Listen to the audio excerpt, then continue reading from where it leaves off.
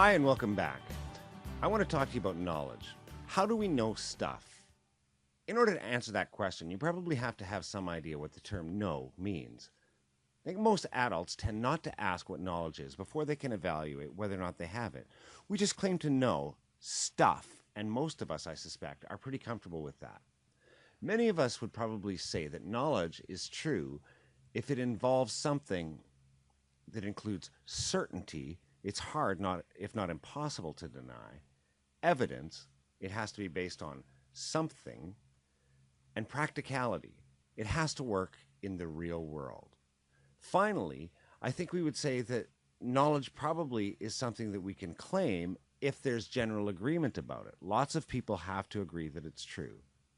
So, what is knowledge? At minimum, someone like Descartes would make the claim that just by simply asking the question, what is knowledge, or do I exist, we can claim to know that we exist, or cogito ergo sum, I think therefore I am. So at minimum, we can know that we ourselves exist. But that's very reductionist. Let's move beyond that.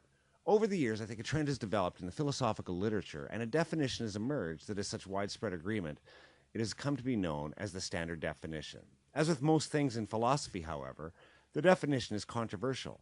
There are plenty who disagree with it, but as these things go, it serves at least as the starting point for studying knowledge.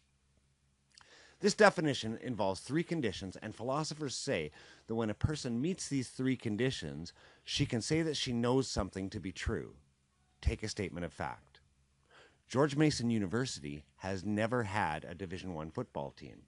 Now, this statement would be thought of as knowledge and true if the person believes the statement to be true, the statement is in fact true, and the person is somehow justified in believing that statement to be true. So, we have three components: belief, truth, and justification. Belief are things that people have, and they're not like rocks or rowboats or things that you randomly stumble upon as you walk across the beach. They're things that are in your head and are viewed as the way you hold the world to be, or some aspect of the world. So if you believe that George Mason University has never had a Division I football team, you just think that George Mason University has never had a Division I football team. Now think about that statement carefully. You'll notice I said you just think. For many philosophers, this is important because it implies that you could be wrong. In other words, it implies that what you think about the world may not match up with the way that the world really is. So there's a distinction between belief and truth, the next item on our list. Something is true if the world really is that way.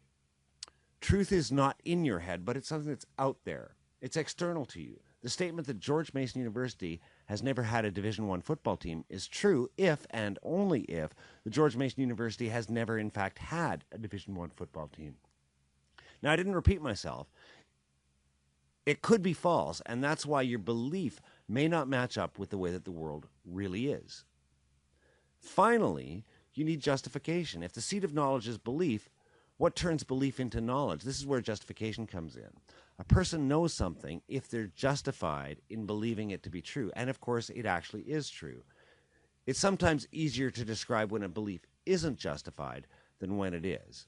In general, philosophers might agree that a person isn't justified in their belief if their belief is a product of wishful thinking, like young love often is. Oh, I wish she loved me, so she must love me. A product of fear or guilt, a product of guesswork, formed in the wrong way, or just a product of dumb luck. Now, even if you have belief, truth, and justification, and therefore you claim that you have knowledge, there are many knowledge acquisition systems, theological knowledge acquisition systems, common sense knowledge acquisition systems that work effectively based on belief, truth, and justification. The problem is that they are difficult often to share that knowledge. So while these other knowledge systems may involve belief, truth, and justification, what they need is a mechanism that allows a new knowledge recipient to acquire that same knowledge in the same way, have the same basis for belief, truth, and justification. The scientific method is one particular knowledge acquisition system that seems to provide and satisfies these three components while also being shareable or transmissible. So our next video, we're going to talk about the foundation for the scientific method. We'll see you then.